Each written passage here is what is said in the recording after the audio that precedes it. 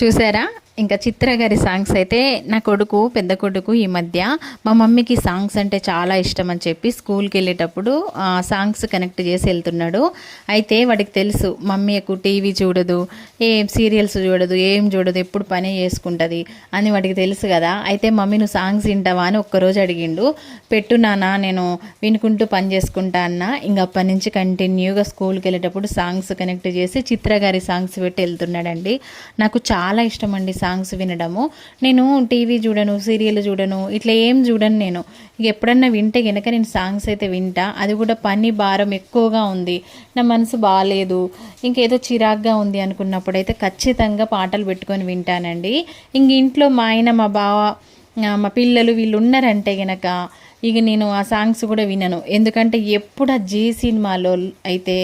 G సినిమాలను channel ఉంది కదా, అందులో అరరు పిక్చర్స్ వస్తాయండి.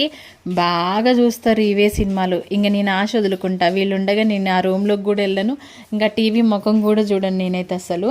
ఇంకా నా పనిలో నేనే పడిపోతా. ఇంకెవరు లేకపోతే మాత్రం ప్రశాంతంగా ఇట్లా నాకు నచ్చిన పాటలు పెట్టుకొని ఎంత పనున్నా కూడా ఒత్తిడి అనేది తెలియకుండా, అలసట అనేది లేకుండా నేను పాటలు వినుకుంటా పని చేసుకుంటా.